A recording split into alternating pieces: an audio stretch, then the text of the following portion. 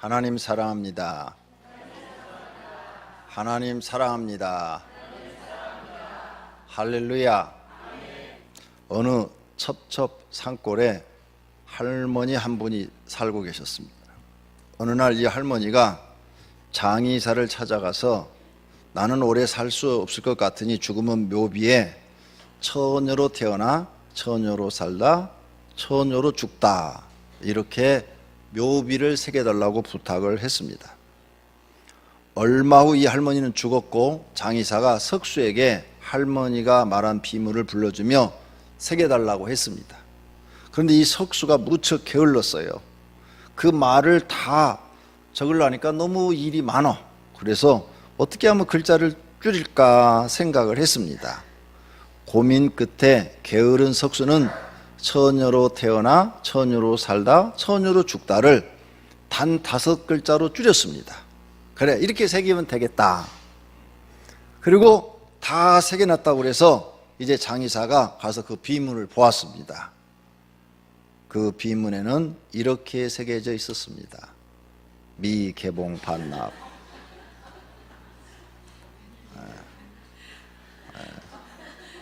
뭔 말인가 모르겠어.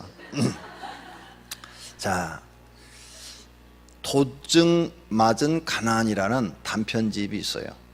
여기 여주인공은 아버지가 실직한 이후 어머니의 허영심과 체면 때문에 급속히 가난해졌습니다. 결국 모든 재산을 날리고 판자촌으로 이사를 갑니다. 그녀는 인형 옷을 만드는 일이라도 하지만 가족들은 그 가난 속에서 이겨내지 못하고 연탄가스로 자살하고 그녀 혼자만 남습니다.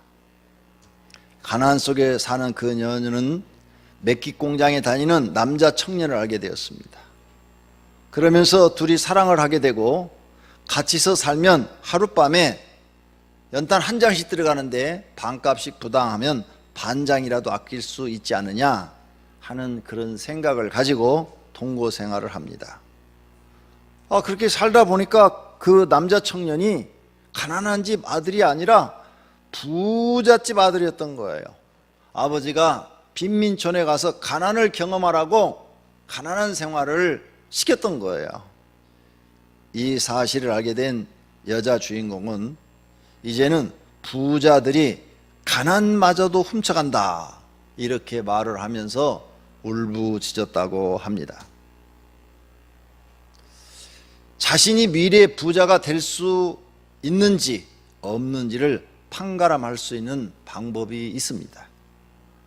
가난한 친구들을 찾아가서 부자가 되는 방법에 대해서 한번 물어보세요. 그러면 가난한 친구들이 부자가 되는 방법을 자기가 알고 있는 대로 말을 할 것입니다. 그들의 말에 당신이 공감을 한다면 당신도 가난한 자들의 공통적 특성을 갖고 있음을 깨달아야 됩니다. 그리고 그 공통적 특성을 버려야 돼요. 버리지 않으면 가난을 벗어날 수가 없다는 것입니다. 가난한 것을 벗어나려면 가난한 자의 특성을 버려야 한다는 것입니다. 그러면 오늘 내가 지금 여기서 말씀하는 것은 내 생각이 아니고 인터넷에 여러 가난에 대해서 연구한 학자들이 써놓은 것을 수십 가지가 있는데 그 중에서 몇 가지를 추려서 여러분에게 말씀을 드리는 겁니다. 가난한 자들을 연구를 해봤더니 공통적인 특성이 있더라. 그래서 그 가난을 벗어나지 못하더라. 이것을 깨닫게 된 거예요. 가난한 사람들은 돈 받는 것 이상으로 일을 하려고 하지 않더라 이거죠. 정해진 시간, 그 시간만 일을 하려고 그러지 초과해서 일을 하면 돈 더 받는 것도 아닌데 내가 왜 일을 해? 하고 그만두더라 이거죠. 아니면 또 초과해서 일을 하면 초과 수당을 빨리 줘야지 왜 안 주냐고 말을 하더라 이거죠. 그런데 이런 것을 돈이 있는 사람들이 볼 때는 다 그 사람이구나, 쓸만한 사람이었구나, 이렇게 생각한다는 거예요. 부자들은 일을 더 헌신적으로 잘하는 사람을 곁에 두고 싶어 한다는 거죠. 다른 사람보다도 더 열심히 일하는 사람을 곁에 두고 싶어 한다는 거예요. 그리고 그런 사람을 찾으면 높은 자리를 주고 그 사람을 부자가 될 수 있는 기회를 준다는 거예요. 많은 돈을 벌 수 있도록, 많은 월급을 탈 수 있도록 기회를 준다는 거예요. 그런데 가난한 사람들은 그런 거 생각지 않고 돈 받은 것만큼만 일을 하려고 하지 더 이상 일을 하려는 생각을 갖고 있지 않다는 거예요. 두 번째로 가난한 사람의 특성은 아무 일이나 하려고 하지 않는다는 거예요. 일을 골라가면서 하려고 한다는 거죠.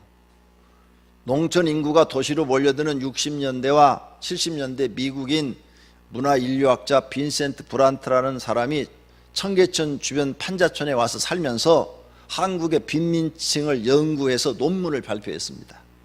그 내용은 한국의 판자촌 주민들은 외국의 슬럼가처럼 한번 들어가면 영원히 가난이 대로 물러지는 것이 아니라 열심히 일을 해서 그 청계천 빈민가를 빠져나가서 주택가로 잘 사는 동네로 옮겨가더라는 거예요. 이런 사실은 6.25 전쟁을 겪으면서 남쪽으로 내려온 북한 사람들이 처음에는 빈민가에서 생활을 했으나 그들이 열심히 일을 해서 상당수가 가난을 탈출해서 부유한 사람 속에 들어가더라는 거예요. 그런데 아주 가난한 사람들은 열심히 아무 일이나 닥치는 대로 일을 하고 있다가 기회를 잡으려 하지 않고 당장 굶어 죽어가는 처지가 되면서도 자기 마음에 드는 일이 아니면 안 하려고 하더라는 거죠. 그래서 수입이 적어서 가난을 면할 수가 없다는 거예요. 그러나 그 가난을 벗어나는 사람들은 놀지 않고 나가서 열심히 무슨 일이든지 닥치는 대로 열심히 하면서 기회를 찾아가지고 그 기회를 탁 포착을 해서 가난을 탈출하더라는 거죠. 요즘 많은 빈민들은 마음에 들지 않는 일을 하지 않아도 굶어 죽지는 않는다는 사실을 알기 때문인지 아무 일이나 하려고 하지를 않는다는 거예요. 또 가난한 사람의 특징은 자신이 받았던 돈의 액수 이하로는 일을 하려고 하지 않더라는 거예요. 하루에 5만 원 일당을 받는 사람이 3만 원 줄 테니까 와서 일을 해라 그러면 절대 안 간다는 거예요. 그런데 가난을 벗어나고 하는 사람들은 5만 원을 받던 사람도 3만 원씩 매일 일거리를 준다면 가서 열심히 일을 하더라는 거죠.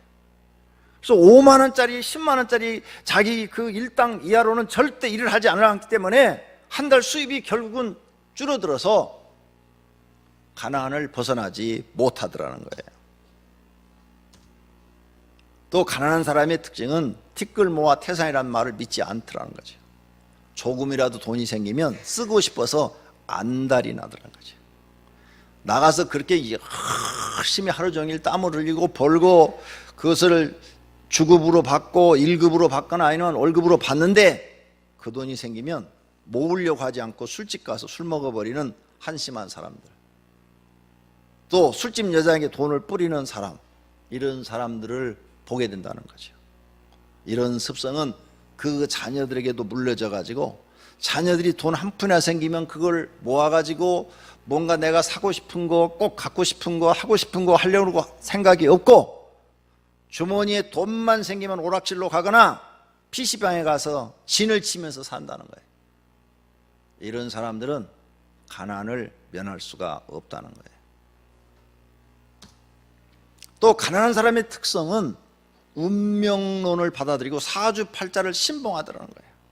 정주영 씨는 무엇을 해도 부자가 될 팔자니까 부자가 되고 재벌이 됐다는 거예요. 나는 무엇을 해도 안 될 팔자니까 안 되고 가난하다는 거예요. 이렇게 운명론, 팔자론을 설득까지 믿고 점쟁이 말을 믿고 무당 말을 믿고 나는 팔자가 이렇게 타고나서 가난하게 살 수밖에 없다, 이렇게 말하면서 자기가 가난한 원인을 운명론 사주 팔자에다가 다 갖다 붙인다는 거예요. 가난한 사람의 특성은 여섯 번째로 세상을 일방적으로 해석하고 쉽게 흥분한다는 거예요. 순박하여서가 아니라 전체적 상황을 보는 시력이 약하기 때문이라는 거예요. 세상을 정확하게 판단하고 보는 눈이 없다는 거예요. 그 있는 놈들은 다 부모가 대주고 그 모든 게 다 조건이 맞으니까 있는 거고, 나는 모든 게 다 아무것도 뭐 부모가 대주는 것도 없고 밀어주는 것도 없고 누구 도와주는 사람도 없으니까 나는 이렇게 살 수밖에 없다. 일방적으로 자기 인생을 자기가 해석하고 자기 마음대로 산다는 거예요. 이렇게 자기 판단에 대해서 내가 판단을 잘못하고 있다 이런 생각도 하지도 않고 내 판단이 옳다 그걸 철떡까지 믿고 불안감도 없이 산다는 거예요. 이런 사람들도 가난을 벗어나지 못하더라는 거예요. 그 다음 가난한 사람의 특성은 경험제 이야기보다는 자기 판단대로 살더라는 거죠. 어떤 인생의 위기에 선 사람이 이 가르치는 선생을 찾아와가지고 조언을 구하더라는 거죠. 그래서 당신이 그 위기를 벗어나려면 이렇게 해야 됩니다 라고 말을 했대요. 그런데 나중에 보니까 더 어려움을 당해가지고 또 찾아왔더래요. 그래서 왜 내가 시키는 대로 안 했냐고 그러니까 환경이 안 돼서 못했다고 그러더라는 거죠. 참 이상하더라는 거죠. 아니 조언을 구하러 왔으면 성공한 사람이 얘기를 해주면 그렇게 하면 반절이라도 성공할 텐데 아예 듣지도 않더라는 거예요. 그건 제가 목회자 세미나를 해보니까 알 수 있을 것 같아요. 당신이 목회자로서 성공하려면 첫째 기도를 많이 해야 됩니다. 개척해서 집에서 자지 말고 교회에서 강대상에서 어느 정도 교회가 부흥할 때까지는 하나님께 기도하고 자시오.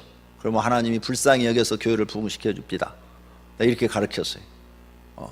그 다음에 주일 설교는 토요일 날 시간을 다 투자해서 목숨 걸고 준비를 해갖고 어떻게든지 교인들이 은혜 받게 만들어야 됩니다. 그래서 토요일 날은 사람 만나는 것도 다 피하고 꼭 만날 일이 아니면 다 거절하고 성도들도 찾아오지도 못하게 하고 설교 준비에 심려를 기울여야 됩니다. 그래서 주일날 설교를 탁 하면 성도들이 그 설교에 동의를 해야 되고 감동을 받고 은혜를 받아야 됩니다. 그래야 교회가 부흥합니다. 이런 것들을 가르쳐 드렸어요. 목사는 영역, 지력, 체력이 있어야 됩니다. 반드시 영역을 길러야 되고 지력도 길러야 되고 체력도 길러야 됩니다.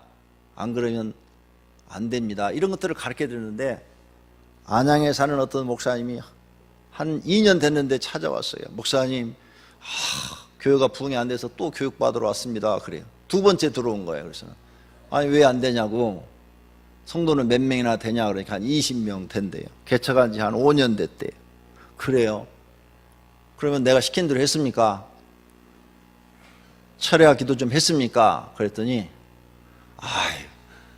교회가 지하실이라 밤에 철야하려고 하면 습기가 차가지고 도저히 거기서 답답해서 기도가 안 된다.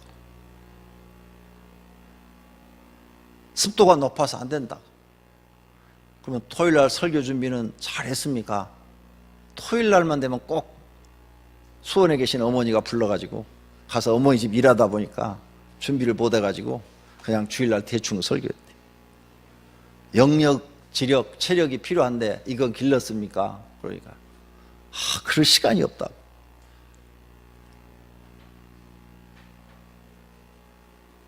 지하실이 습기가 차면 제습기를 한 대 사다 놓고 틀어놓고라도 기도를 해야지.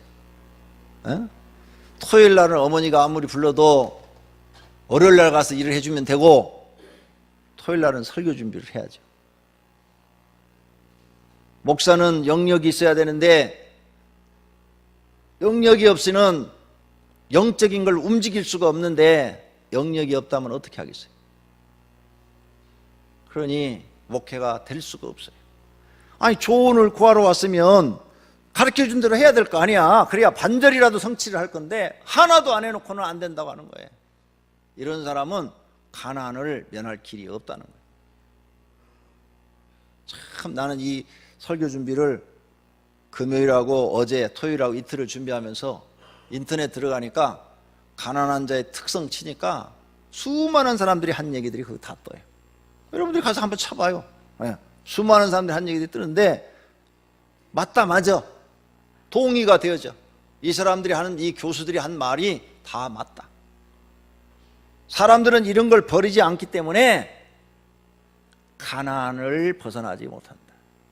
나는 이 교회를 개척하고요, 어떻게 해야 목회가 될까 고민이 돼서 방법을 몰라갖고 무조건 철야했어요. 매일 저녁 9시만 되면 나와서 365일 교회에서 기도하고 잤어요. 그 다음에 목회를 모르니까 세미나는 다 찾아다니면서 목사님들이 가르치는 걸 듣고, 아 저거다 싶으면 당장 와서 그 다음날 실험해 보는 거예요. 그 다음날 그 다음날부터 바로 실험에 들어가는 거예요. 그러니까 되는 것들이 많아. 배우려는 마음이 없는 거죠. 여러분이 앞으로 부자가 되고 싶으면요, 부자의 특성을 배우셔야 됩니다. 지난주 설교 제목이 부자의 특성이에요. 오늘 주보에 보면 지난주 설교가 상세히 다 인쇄돼서 나왔어요. 부자의 특성. 그걸 배워서 그대로 하시면 부자가 되는 거예요. 근데 그걸 안 하시면 가난하게밖에 살 수가 없어요. 나는 우리 교회 성도님들이 다 부자로 잘 살기를 원합니다. 꼭 그렇게 되시기를 축원합니다. 할렐루야. 그 다음 가난한 자의 특성은 흥청망청을 좋아한대요. 돈이 생기면 아껴둘 생각을 하지 않고 생기면 쓰고 본다는 거예요. 그래서 여유 자금이 없어가지고 진짜 중요한 일이 있을 때는 남의 집에 가서 또 빌려다가 빚을 지어서 그 일을 처리하게 되고, 그 빚 때문에 또 빚값이라고 고생을 하고 이렇게 살더라는 거죠. 그 다음 가난한 자의 특성은 인정에 약해서 남이 사정하면 돈 빌려줘서 돈 띄고 보증서 줘서 돈 띄고 거절할 것을 거절하지 못해가지고 인정에 약해가지고 질질 끌려다니라는 거죠. 이런 사람도 부자가 되지 못하더라. 가난한 자의 특성은 꼭 돈이 없는데도 돈이 있는 티를 낸대요. 그래갖고 사람들 앞에 어린애 마냥 과시욕이 강하다는 거예요. 돈이 있으면 있다는 사실을 과시하면 남에게 내가 약간의 우월감은 있을 수 있으나, 돈이 있다고 말하고 다니면 그 다음부터는 주변에 돈 빌려달라는 사람들이 많이 생겨서 골치 아프고 머리 아픈데 그걸 모른다는 거예요, 사람들이. 그리고 꼭 조금 있으면 과시욕으로 돈 있는 티를 낸다는 거예요. 이런 사람들은 나중에 보면 다 가난하게 된다는 거예요. 그 다음 가난한 사람들은 직장을 보는 눈이 없대요. 좋은 곳이 좀 힘들고 어렵고 불편하더라도 이 회사는 내가 오래일수록 월급이 올라가고 좋다 그러면은 꾹 참고 근무를 해야 근속수당도 나오고 연차 지급도 되고 본인에게 유리하다는 거예요. 그런데 그렇게 유리해도 힘들고 어려우면 탁 집어 던지고 나온다는 거죠. 그리고 별 볼 일 없는 직장에 가면 편한 데는 오래 붙어 있다는 거예요. 그러니 장래가 없다는 거죠. 생각이 모자라다는 거죠. 직장을 보는 눈이 없다는 거죠. 가난한 사람의 특징은 12번째로 자기 자신과 타협하기를 좋아한대요. 다시 말해서 남에게는 인색하고 비평을 잘하고 마음을 좁게 쓰는데 자기 자신한테는 관대하고, 자기 자신이 잘못한 것은 관대하게 용서해주고 게으르고 나태한 것도 관대하게 해석하고 자기 자신한테는 엄청 잘한다는 거예요. 근데 남은 누가 말 섭섭한 거 한마디만 잘못하고 뭐해도 미워하고 성질을 내고 막 이런다는 거예요.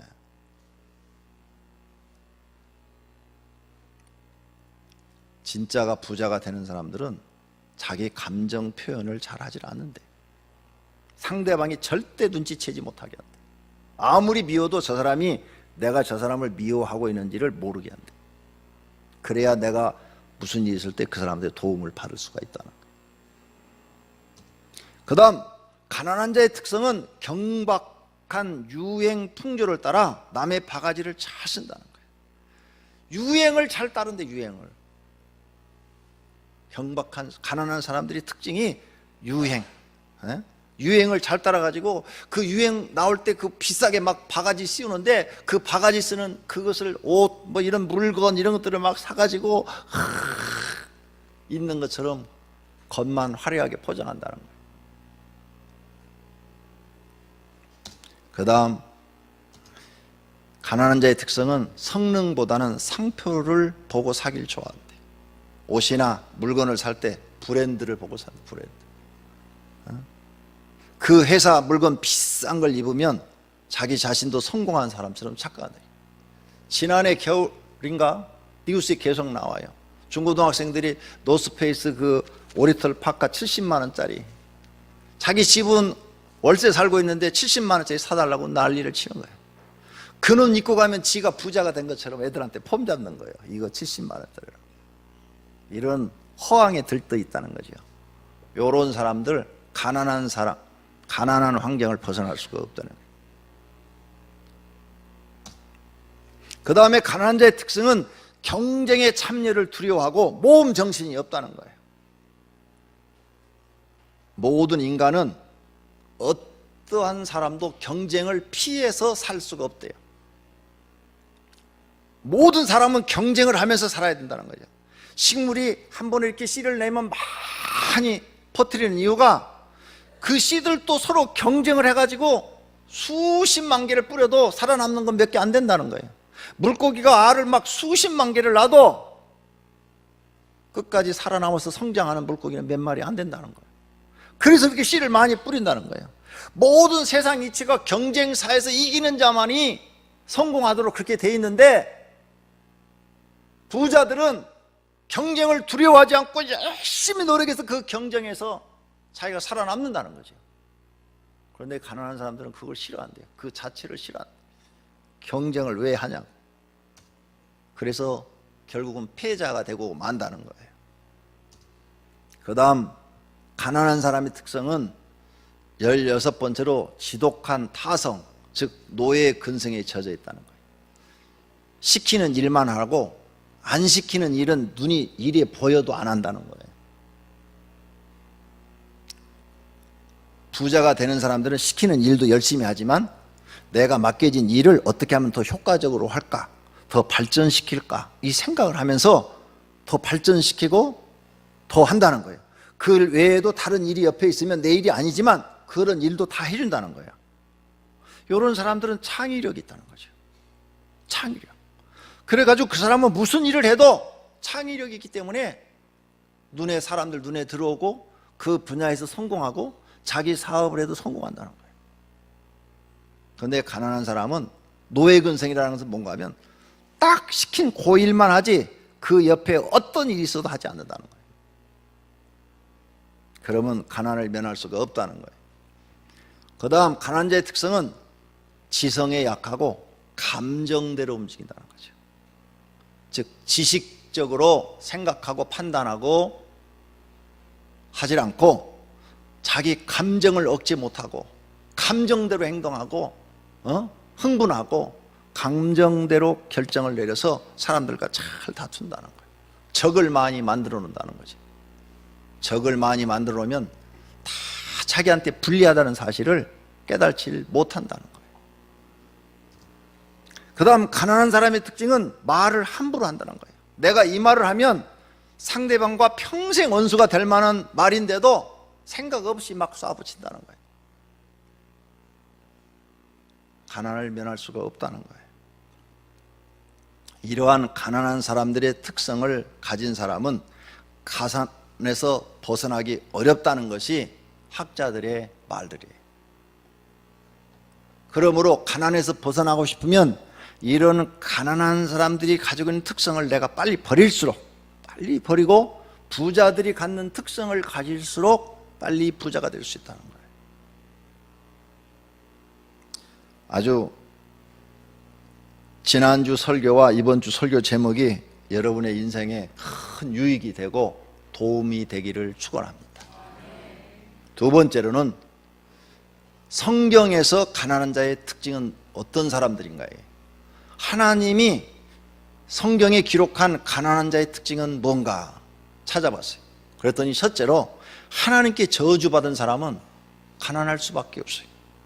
신명기 18장 15절에 내가 만일 내 하나님 여호와의 말씀을 순종하지 아니하여 내가 오늘 내게 명령하는 그의 모든 명령과 규례를 지켜 행하지 아니하면 이 모든 저주가 너에게 임하며 내게 이를 것이니 너는 성읍에 나가서도 저주받고 들에서도 저주받고 내 강줄이 떡반죽 먹는 것이 저주를 받을 것이고 내 몸의 소생, 토지, 소, 양 이런 것까지도 저주를 받을 것이며 들어와도 저주받고 나가도 저주를 받으리라. 그러니까 가난을 벗어날 수 없대요. 하나님께 저주받은 사람. 정말 그럴까? 한번 생각을 해봤어요. 에? 정말로 그럴까? 세계사를 이렇게 놓고 보니 지도를 놓고 보면 하나님께 저주받은 우상 숭배하는 국가들, 힌두교, 이슬람교 다 못 살아요. 그런데 우상 숭배하고 잘 사는 나라가 하나 있어요. 일본. 그죠? 일본 잘 살아. 일본은 어떻게 그렇게 잘 살까? 우상 숭배하는데 하나님이 안 계신가?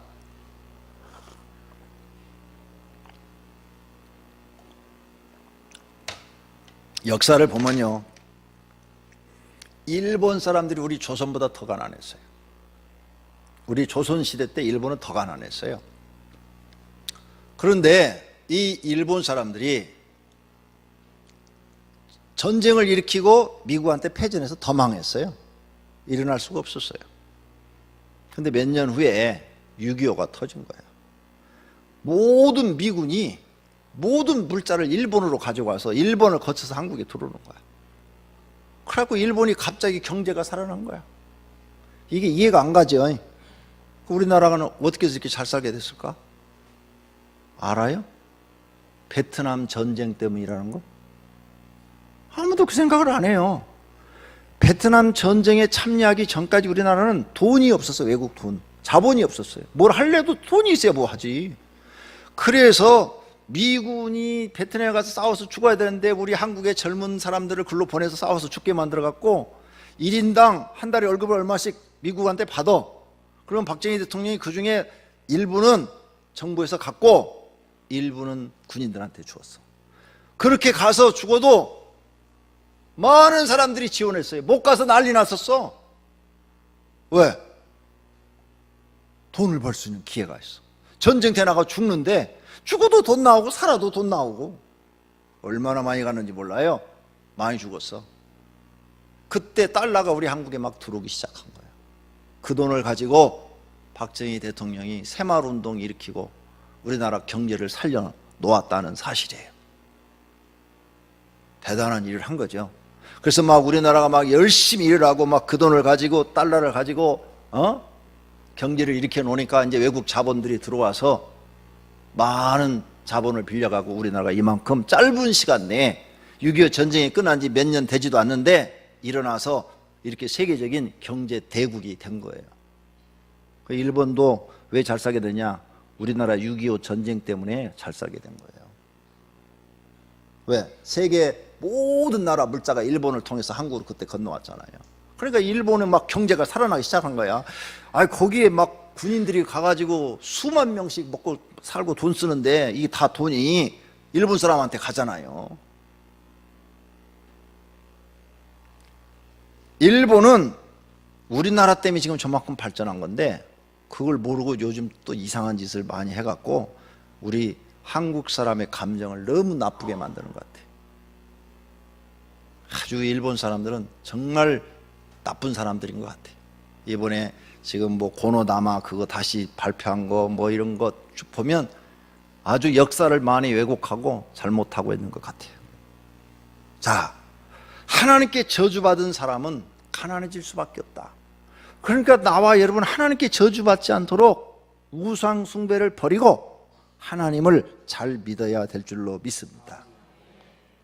그 다음 어떤 사람이 가난하냐? 하나님께 연단받는 사람. 성경에 보니까 요셉, 모세, 다니엘, 다윗, 하나님이 그 사람을 큰 인물로 쓰기 위해서 일부러 인생의 밑바닥에 쳐놓고 훈련을 시키는 거야. 신앙 훈련을. 그때는 가난할 수밖에 없어. 그러다가 연단이 끝나면 축복으로 딱 바뀌는 거야. 그러니까 하나님을 믿어도 연단받는 사람은 가난해. 벗어날 수가 없어요. 그 연단이 끝나야 이제 축복으로 바뀌는 거예요. 세 번째로는 하나님께 버림받는 사람들이 망해갖고 가난하더라. 사울왕 하나님 말씀을 2번 불순종했더니 사무엘상 15장 26절에 써놨어요. 왕이 여호와의 말씀을 버렸으므로 여호와께서 왕을 버려 하나님이 사울왕을 버렸대잖아요. 이스라엘 왕이 되지 못하게 하셨음이니이다. 이 말을 했는데 결국은 사울 왕조가 여기서 끝나요. 망해버려요. 그 자녀들까지 다 죽어버려요. 가난하게 돼요. 말라기상 3절에 보라 내가 너희의 자손을 꾸짖을 것이요 똥 곧 너희 절기의 희생에 똥을 너희 얼굴에 바를 것이라 너희가 그것과 함께 제하여 버림을 당하리라. 네. 똥처럼 버림을 받게 된대. 하나님 앞에 버림받으면 망하고 가난하게 되는 거예요. 그래서 성경에 보니까 또 어떤 사람이 가난하게 되느냐? 게으른 사람. 오늘 여러분이 본문을 봤죠. 게으른 자여 개미한테 가서 배우라. 요 말을 현실적으로 게으른 사람이요 멍멍이한테 가서 배우라. 멍멍이는 새벽에 일찍 일어나서 짖지 않느냐. 닭 새벽 일찍 일어나서 꽃기호하고 울지 않느냐. 게으른 사람은 가난하게 될 수밖에 없다는 거예요. 그래서 게으른 사람은 좀 더 자자, 좀 더 졸자, 손을 모으고 좀 더 누워있자 이런다는 거죠. 내 빈궁이 강도같이 오며 빈궁, 가난이 강도같이 오며 내 곰핍이 군사같이 이르리라. 곰핍이 뭐예요? 어려운 생활, 가난한 생활이 군사같이 이르리라. 게으른 사람은 성경에 가난하게 된다고 그랬어요. 어떤 사람이 또 가난하냐? 탕자. 부잣집 아들이 돈을 가지고 나가서 아버지 간섭받지 않는 거 가서 다 탕진해버리는 거예요. 탕진. 그래서 돼지가 먹는 쥐염 열매로 배를 채웠다는 거예요. 가난하게 돼갖고. 탕자는 누구든지 다 가난하게 된다는 거예요. 그 다음 방탕하고 술 마시기를 즐기고 사치와 향락을 좋아하는 사람이 가난하게 된대요.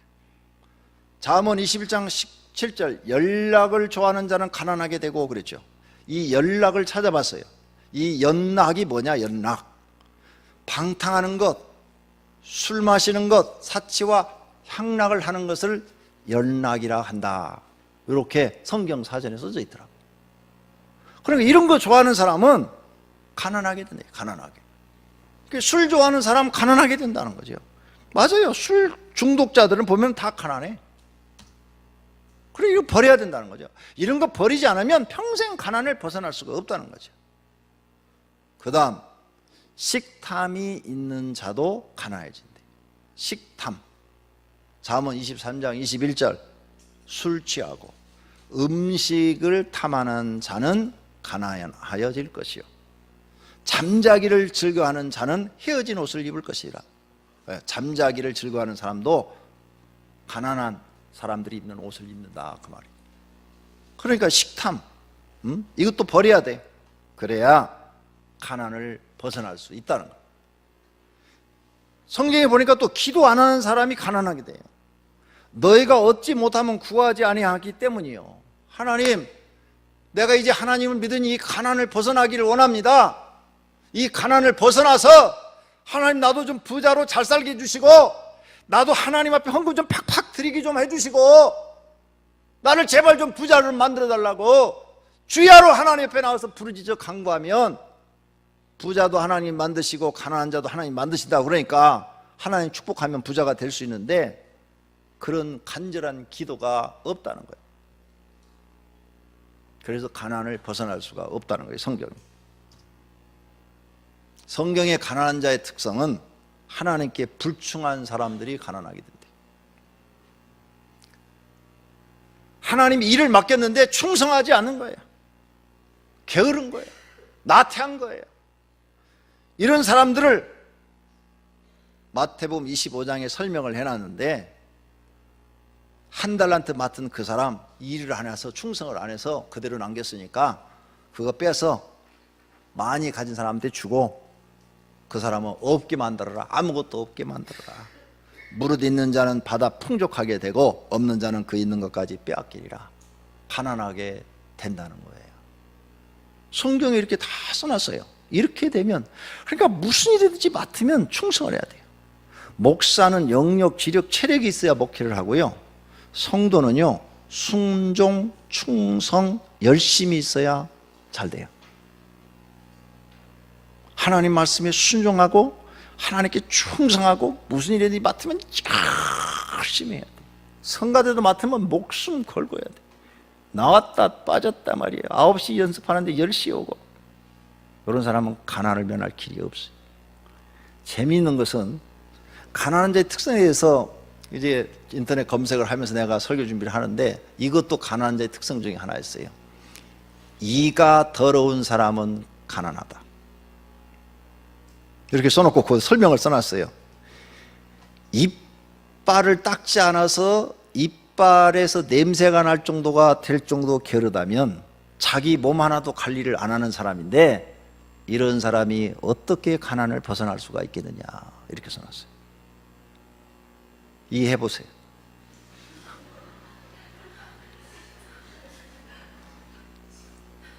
그걸 써놨어요. 인터넷 들어가 검색해봐요. 다 나와 있는 내용이니까.